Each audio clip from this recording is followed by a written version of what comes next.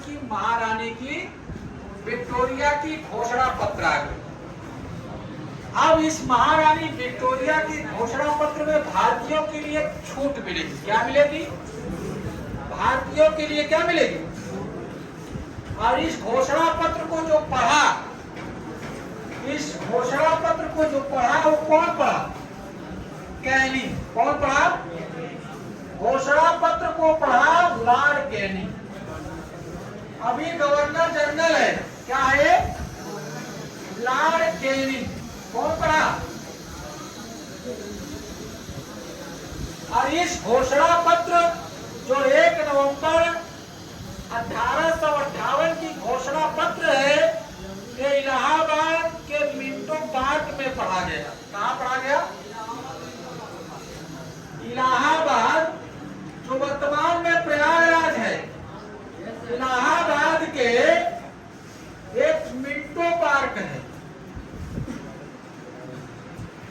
Minto park में पढ़ा गया। नए पुल के नीचे मिंटो पार्क है, में पढ़ा गया।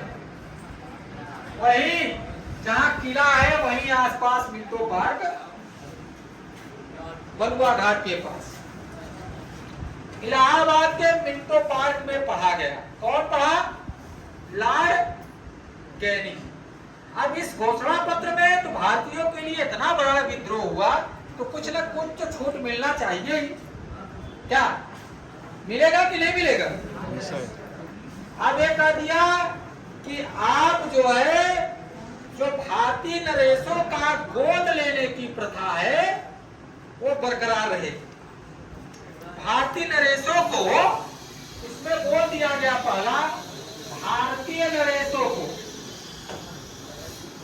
भारतीय नरेश माने राजा, नरेशों को गोद लेने की प्रथा, गोद लेने की प्रथा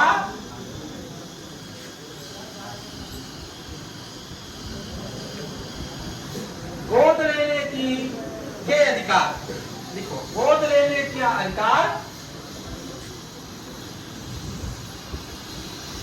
अधिकार कायम रहेगा। अब गोद ले सकते हैं वो। अब गोद क्या करेंगे? अब गोद ले सकते हैं।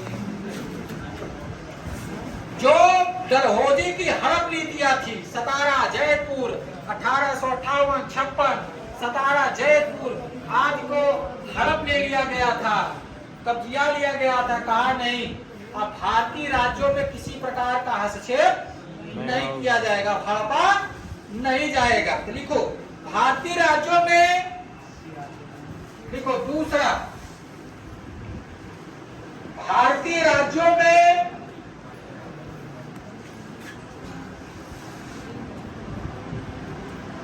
हस्तक्षेप नीति का पालन होगा। हस्तक्षेप, कोई प्रकार का हस्तक्षेप नहीं किया जाएगा। हस्तक्षेप नीति का पालन होगा।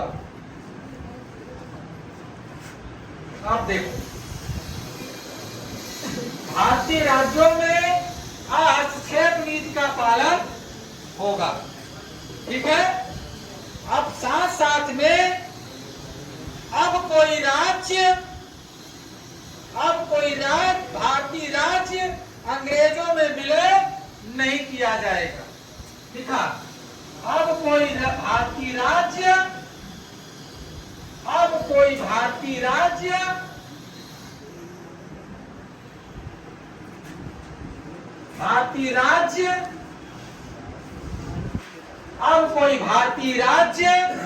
अंग्रेजी राज्य में विलय नहीं किया जाएगा। अंग्रेजी राज्य में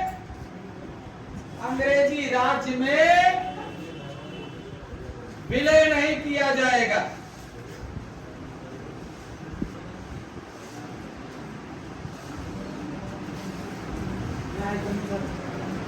अब कोई राज्य भारतीय राज्य में